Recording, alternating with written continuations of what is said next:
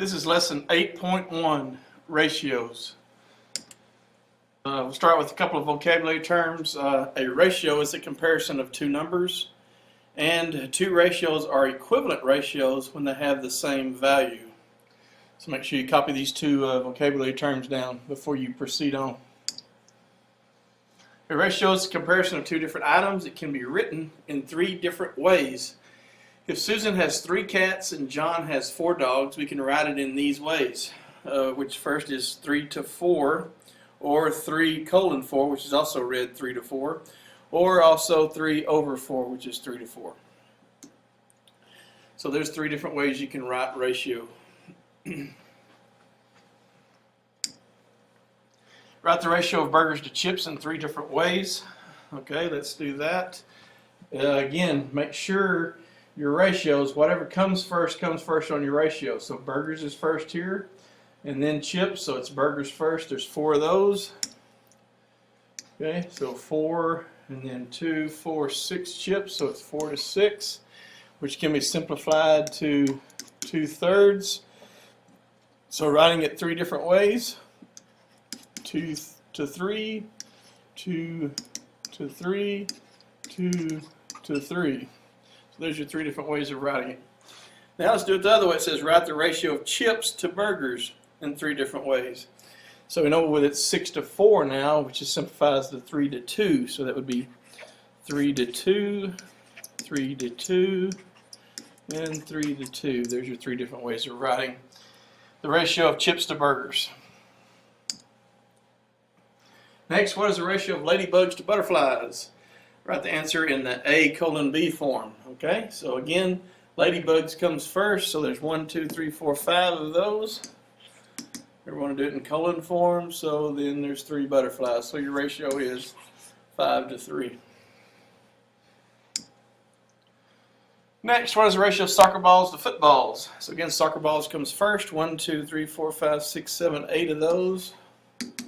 And there's 4 footballs, so 8 to 4. Again, it can be simplified. You divide them both by 2, you end up with, or divide them both by 4, you get 2 to 1, which would be C in this case. Again, you have to put them in the correct order or it would be wrong. Soccer balls to footballs in this case. Now amusement parks. Here's a word problem we'll work out. It says you wait in line for 1.5 hours to ride a roller coaster. The ride lasts 2 minutes. What is the ratio of time spent in line to time spent on the ride? So time spent in line first is 1.5 hours. And time spent on the ride is 2 minutes. When you're doing ratios, you must have them in the same units. So we need to convert hours to minutes here.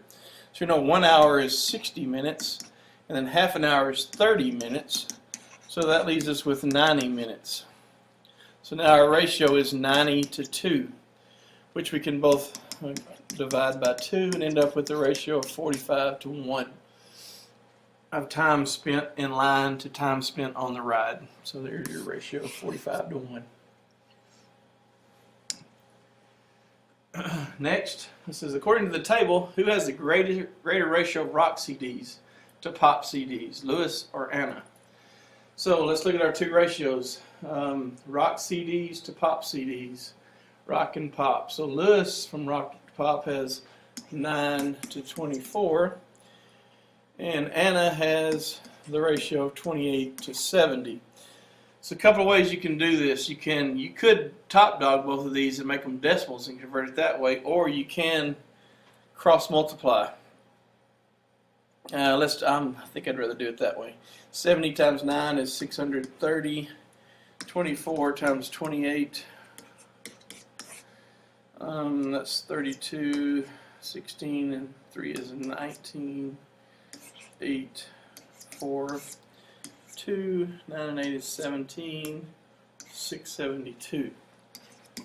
Okay, so we know the greater ratio would be 28 to 70 because 672 is larger than 630.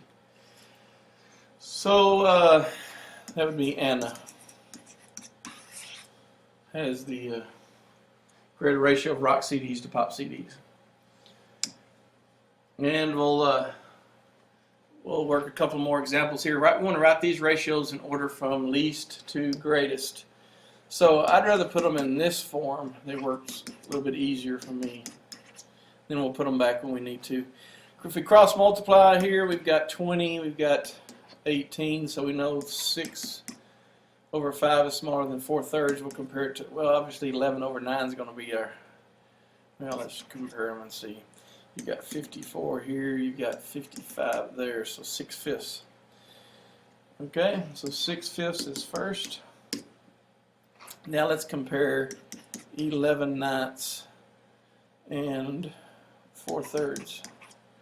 That's 33, that's 36, so 11/9 would come next, and followed by 4/3. Now they've got them in order from least to greatest.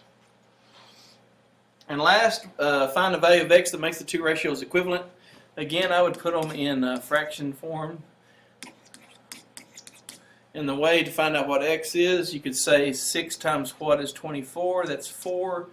So what times 4 is 20, that is 5. So we know that x equals 5 to make the two ratios equivalent.